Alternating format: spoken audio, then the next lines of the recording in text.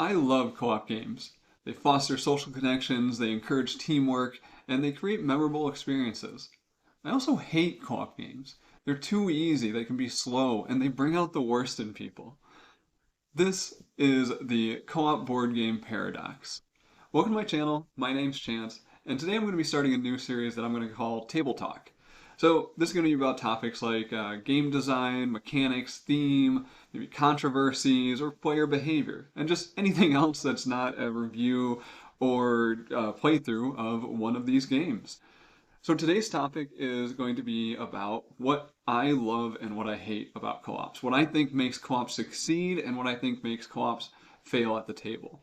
There's definitely, co-ops are a bit of a divisive topic in the board game world, and I hope that this talk can essentially shed some light on why these games might fail for you, and if there's games out there that might be worth checking out for you. So, with that being said, let's get into this. Now, so the first issue I'm gonna talk about is actually not the alpha gamer problem. So many of you are like, oh, this is an alpha gamer video. Definitely gonna be that. We're gonna get to that. But I want to start with a more fundamental issue that I've had with co-op games. And this is just the fact that people have fun in different ways. Now, this isn't a problem when we have a versus game. So in a competitive game, essentially players are told the rules and everyone is going for that victory condition. But players can essentially choose their own path to that victory condition. A good board game has multiple paths and different routes that players can take, and players get to kind of choose how they engage with that game system. And players are going to have fun in different ways. Someone might want to go heavy on combat, someone might want to go heavy on science, or whatever the game's theme is, right? This is not so true in co-op games. So co-op games still have that overarching victory condition, right? But there's kind of an unwritten expectation with these co-op games, and that's saying that players are kind of expected to have the same version of enjoyment for the game. Let's take a look at narrative games, as a simple example. So narrative games like Sleeping Gods or the Crossroads series is going to be things like Forgotten Waters, Freelancers, and the newer one I think is Wandering Galaxy. These are games that focus on the storytelling experience and kind of the world that the designer has created. They are asking players to kind of be very close to role playing. You don't have to role play these games, but essentially that's kind of the world that you're in when you're going into a narrative game. Now, for me, with a narrative game, I absolutely love these games. I like exploring those worlds. I like making these decisions and seeing what happens. I also like taking risky decisions. Like if there's something that might hamper my possibility of winning the game, but seems like it might have some fun outcomes or fun consequences, or entertaining consequences, I want to take that action. Now, this can put me at odds with certain types of players. Like I have one friend that tends to see most games as mechanical puzzles. He looks at a narrative game and he looks at the systems of the narrative game. He will look at essentially the timer mechanism and say, oh, if we take the route that you want to go down, this might put us at a disadvantage because then we'll be closer to failure in this game. So going down that route is too risky for us, basically. It's just a risk analysis. Same thing with dice rolls. It'd be like, oh, there's a 42% chance of success on this one, so we probably shouldn't do this because it's going to likely result in failure, and that's going to be a negative outcome. So this player is trying to maximize their possibility of victory, whereas me, I'm trying to maximize my enjoyment of the game, and victory is a condition that I'm pursuing, but my enjoyment of the game doesn't bank on that victory condition. This creates tension in the game. Now, tension in board games is great. Tension leads to hard decisions or leads to interesting gameplay. But in this case, we've created tension between the players. And in a co-op game, that's the last thing we want. We want players to be on the same page. We want them to be in sync with each other. And essentially, this tension between the players will take one player's enjoyment and kind of devalue that enjoyment versus another player's.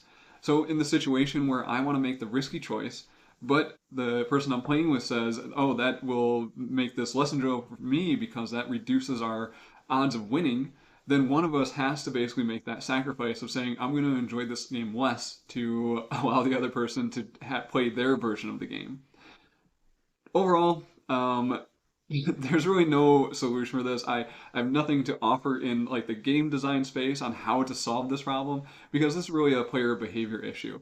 Not saying that the behaviors are wrong or they're bad in any way. It's just that when players have this conflicting versions of fun, they can make co-op games fall flat.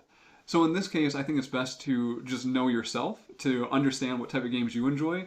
Like if you are that mechanical player that's looking for calculating the odds and the probability of those dice roll to try to achieve that victory, maybe a narrative game's not really your jam because you're essentially missing out on kind of the point of the game, which is that story. But if you're the player that is like, I don't really care about what the probability of these dice are, I just want to roll them and see what happens, then yeah, definitely give narrative games a try. And then also realize your group preferences. So I've learned to kind of be a little more selective of the players I invite to certain types of games. And this is especially true of narrative games, where I know some players are just going to, they don't care about the story at all. They don't want to engage with the story. So those players I'm going to avoid inviting to my game nights. But I have some other friends that are just happy to basically have that social hangout and the shared experience together. And those are the type of people I want to invite to my narrative game nights. Okay, so with that, let's get to the big topic, right? The alpha gamer topic. This is the one that essentially ruins co-op game experiences for people and turns people off of co-op games entirely. So this problem emerges out of these more puzzly co-op games that have open information. Basically, during these games, such as Robinson Crusoe or Pandemic or Horrified or any of the Forbidden series, like Forbidden Island, Forbidden Desert, these games have open information to all players. So essentially, any player could determine the best move for another player on their turn. And this leads to what I'm going to call an emergent behavior. Because I don't think anyone goes into a game and says that, oh, I'm going to take control of this game and ruin the enjoyment for everyone. Now, I shouldn't say this, that never happens. I think there's going to be people out there like this, and ideally you can identify those people and avoid playing with them and not invite them to your game nights. But for the most part, I find that this behavior is not something that a player goes in wanting to experience.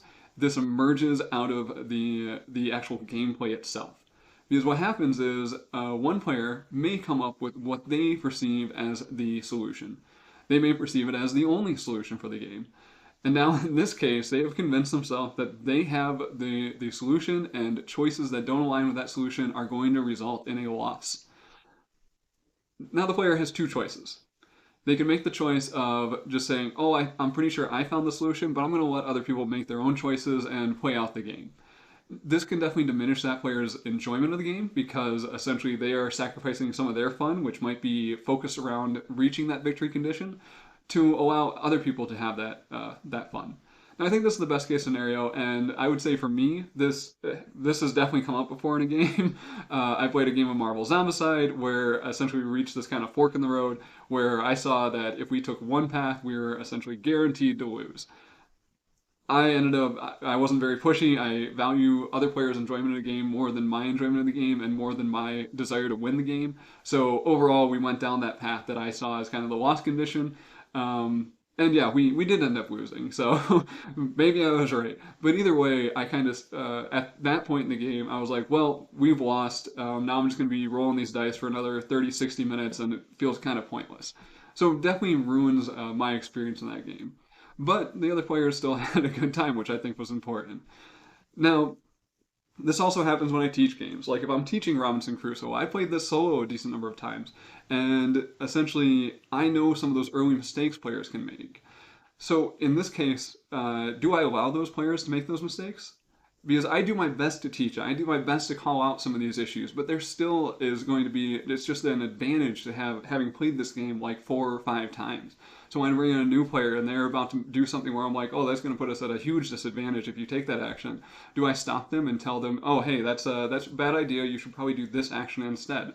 Or do I let them make those mistakes? Generally, when I'm teaching these games, I'm trying to introduce people to the game, so I'm going to let them make those mistakes and just deal with the consequences. I'm not there to really enjoy the game anymore. I am there to introduce this game to other players and share it with people. But people do take that other route, and this is where that emergent behavior comes up with the alpha gamer, where They say they have found the solution, they know it's the solution, and they know your actions are wrong, and they need to take control, and they essentially start steamrolling other players and making their choices for them. This creates probably the worst possible game experience for players because it takes away all their agency. You have one player that is essentially controlling the entire game while everyone else is just a bystander that is watching this player execute their plan. As I mentioned, I don't see this as the player doing it on purpose. It's just a feature of co-op games, and this is what makes people hate co-op games so much. Is that is that this feature is there. So what are the solutions for this problem? Well, the first one is that I'm just going to call it out as this is a bit of a player problem. Some people call this a game design problem, but I disagree. And that's because the market has spoken. Games that don't solve the alpha gamer problem are very successful. We have Pandemic, we have Horrified, we have The Loop, we have the Forbidden Island series. Like, these games are very successful in the market. And, well, maybe not so much The Loop, although it is enjoyable and suffers from the same stuff. But overall, the market, there is a spot in the market for these games. So it's not up to the designer to solve these because there's groups that want these games, and I think it would be a shame if these games didn't exist for those groups that succeed in these. I think those groups are going to be people that are more in sync with their friend group. They're going to be on the same page. They're going to trust each other to make those good decisions. And to be honest, this sounds like finding this group would be like spotting a unicorn to me because I've been to a lot of board game meetups and finding a set of four emotionally intelligent adults with zero emotional issues, I would say is a challenge. That's including me. Like I have my own issues during games that crop up that I continually try to work on. So that's the group that is trusting of each other to make those choices and just enjoy that experience. I see as kind of the mythical unicorn in the game space, but they do exist. I just haven't found my group for that type of co-op game yet. The other solution that comes up is the play by committee solution. So in this case, you turn the co-op game more into a bit meritocracy or maybe a bit of a democracy with some voting in there, where essentially all players are kind of pitching their own ideas during everyone's turn, and you are going to take the action that is best for the group. I hear this can work really well in especially challenging co-ops like Ghost Stories. I haven't tried this one, but I hear that for players to win this one, you all basically need to be in sync. So this play by committee can be a really advantageous way to kind of execute this game to reach that victory condition. Now, I personally don't like this solution because it can take a 1 hour co-op game and turn it into a 3 hour slog. I don't like debating on every little action. One of the worst questions I get in a co-op game is, what do you think I should do? Especially when that's just like sometimes, yeah, it's a new player. It's like, okay, yeah, I'll help you out on this one. But when it's a seasoned player that essentially is just trying to debate between two actions that have really minor consequences, either way they go, they're basically the same. I'm like, just do what's fun for you. Like, I don't want to make your choice for you. So that rule by committee is not my preferred way to play these co-op games. Now, before I talk about some game design solutions, let's take a short detour into my favorite category of co-op game, and this is going to be co-op games with hidden information. So these games are going. Each player is going to have a set of information that is only available to them, and there's going to be some shared game information between players, but essentially there's no way for the alpha gamer to come up because each player has their own information space, and the game is managing that information space and trying to figure out how to communicate that information to other players. Usually there's going to be rules around what can and cannot be said during this game. Like Codenames Duet. This is a great co-op version of Codenames where it's the same rules where you're given a word and a number and the player has to find the correct words associated with that word that you mentioned. Some other co-op games that are fantastic are like the co-op trick taker The Crew, or a newer one that's a co-op deduction game, Bomb Busters. So, and then of course the one of the earlier ones called Hanabi. All of these games are kind of that information management game. It's a puzzle that each player has their own information and everyone is trying to work together to essentially reveal the entire information state of the game to each other. Now, I would say I like this one the most because it eliminates that alpha gamer problem. It maintains player agency for people during the entire game, and also playing with the same group can be incredibly rewarding because you will build up that meta communication over multiple plays of this game. That means that while the game has this base rule of communications, as you play with the same group, you're going to develop kind of this underlying set of rules that are going to determine how that communication is processed within your group. So, like, I was introduced to Hanabi by someone that played it probably 100 times. I would say this is one of the flaws of these games is that if you bring in a new player to a group that has played some of these hidden information games way too often, they're going to have their own kind of set of rules that you're not going to be in on if you're that new player. So, like me, I came into that game and I failed miserably because essentially the other player was like, well, I told you this piece of information, so you should have assumed this, this, and this. And I was like, how was I supposed to know that? But so while it can be negative for new players coming into a group that have been playing a lot, I would say that building up that communication with the group is part of the reason I enjoy these games so much. Now, there is a problem with these games, and that's the fact that most of them require some level of deduction. Like even the crew with the co-op trick taker, you're trying to deduce what people have and what possible plays will work out.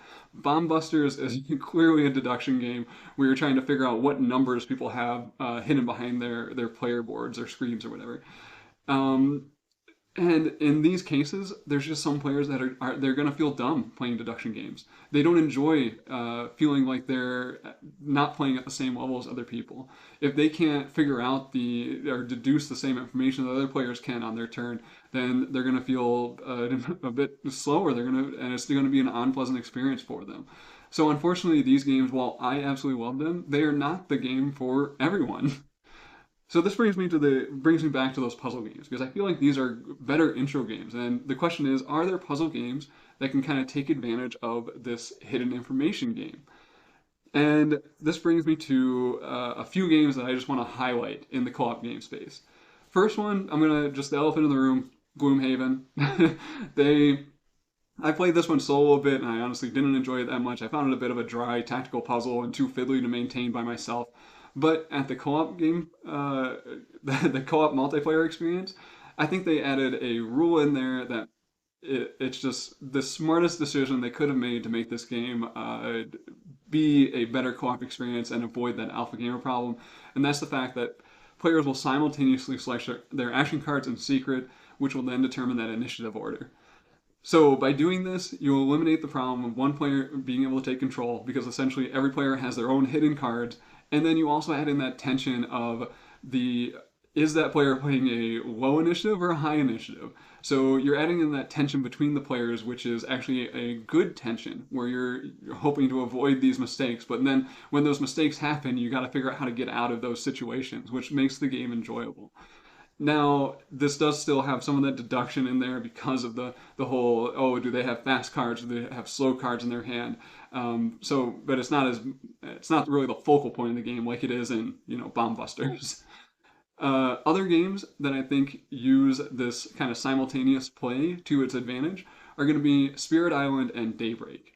Now, Spirit Island has kind of a simultaneously card play section where players are going to be choosing the cards they play at the same time of the round, and this takes care of it's kind of like that hidden information because essentially, since players are playing at the same time, one player can't just know everyone else's hand at the exact same time. If this was turn-based, I think this would be a way worse experience because a player could, like you would play face-up with your hands, and a player could basically see their cards and be like, oh, you should play that one, and you should play that card over there, and there's your turn for you. Let me make those choices for you. But because it's the simultaneous selection, it makes it so for that alpha gamer to emerge, they actually have to opt in to being the alpha gamer. They have to choose to be a jerk in the game. They have to be like, oh, you wait for me to be done playing my cards so then I can evaluate your cards. And that would be like one of the worst things that can happen during this game. So essentially, and you should filter that person out. Like that person's not worth playing with. So in this case, because there's that opt-in choice to being that alpha gamer, it really prevents that negative game state from emerging out of what is essentially the same as another puzzle game. Now, I'd say Spirit Island is rough for new players. It can be very difficult in the early stages, so it could take you like 3 or 4 games to win it. So while I do love Spirit Island, I think it might be a rough intro for people that are looking for a lighter game. And that's where I think Daybreak comes in. So Daybreak is another one with a simultaneously card play section. Once again, there's nothing that's really preventing people from doing this as a that alpha gamer from coming up because essentially, yes, I can play four-handed solo with Daybreak, just as with Spirit Island. Like people say that alpha gamer is prevented by it being so complex, but I played it enough where yeah, I can play Spirit Island like three-handed solo without too many issues. But because of that simultaneous play, once again, I have to go out of my way to become that alpha gamer. I have to go out of my way and say, oh, don't take your turn yet. Wait until I'm done with my turn. So and then we can both do your turn together, or whatever. And that is actively being a jerk in the game. So I think that simultaneous play is helps out these games a ton. Now the other thing that happens during this is while there's that multiplayer solitaire phase of the simultaneous play, they actually bring up these really cool collaborative moments. So during Spirit Island, it'll be like, oh, I can take care of this area on the board, I can take care of this area, but I can't take care of this one. Hey, can anyone help me with this section of the board? And then that creates those collaborative moments. And then same thing with Daybreak. While that card play is very multiplayer solitaire, sometimes they'll be like, oh, I'm in trouble in this spot in the game. Can anyone help me out with producing energy? Or can someone help me get a resilience token to help mitigate the effect of this event coming up? So both of these games do a fantastic job of mitigating the alpha gamer problem and encouraging those cool collaborative experiences. Now, there's one more way to add hidden information into some of these puzzle games, but it's going to be a little more controversial. I personally like it, and that's going to be real time. Now, real time does something interesting by basically making it so there's not enough time for a player to process all the information to be able to take turns for other people at the same time. First, I'm going to mention a game called Kites. So Kites is a small box card game where essentially you have a bunch of sand timers and players are playing cards to flip these sand timers to prevent them from becoming empty, basically. Once they empty, that's indicating your kite has fallen to the ground and the game is over. You failed at your kite show. The timers have different amounts of times in each of the sand timers, so there might be one that you're trying to flip more often than the other ones. And essentially, there's no restrictions on communication during the base game. So it might be that the red timer is super fast, and the person that has the red card is 2 places away. So that person says, "Hey, I got the red card," and then you're trying to hurry and get to that person so they can play their red card to save that red kite. In this game, due to that real time, while it's a very easy game, it has a very simple set of rules. If everyone just had the time to look at the cards and flip the timers or process those actions, like it'd be very easy for someone to take over and be like, "Oh, you play this card, you play that card, and you play this card." But real time makes it so no one player can have a full picture of the game state at any one time because there's just not enough time in the game. So people have to play the best cards they can in those actions, and it creates this incredibly fun experience of a game while making it impossible for that alpha gamer to emerge. Now, another game that I want to mention, the last one I'm going to call out here, is Now Boarding. This one does something super unique by having 2 phases of the game. There's going to be a planning phase and then an action phase. So during that planning phase, I actually find that it plays best as kind of that committee game. I mentioned that I don't like playing as a committee, but this game does it well. The puzzle is very simple, so it's very easy to people to parse out their best actions. And also, if the person teaching it does a good job, they should be able to also assist with kind of managing players and making sure everyone's participating during this phase. I usually go around the table and say, oh, player one, do you know what you're doing? Do you have your plan? Do you need any help? And then player number two. So kind of just go through and make sure everyone's ready for the action phase. And then during that action phase, it's going to be a real-time phase. And there's going to be a certain number of cards that are actually face down until you start that real-time phase. So once that sand timer flips, you're going to flip those cards face up, and essentially you have to trust that every player is going to do the best actions in their area.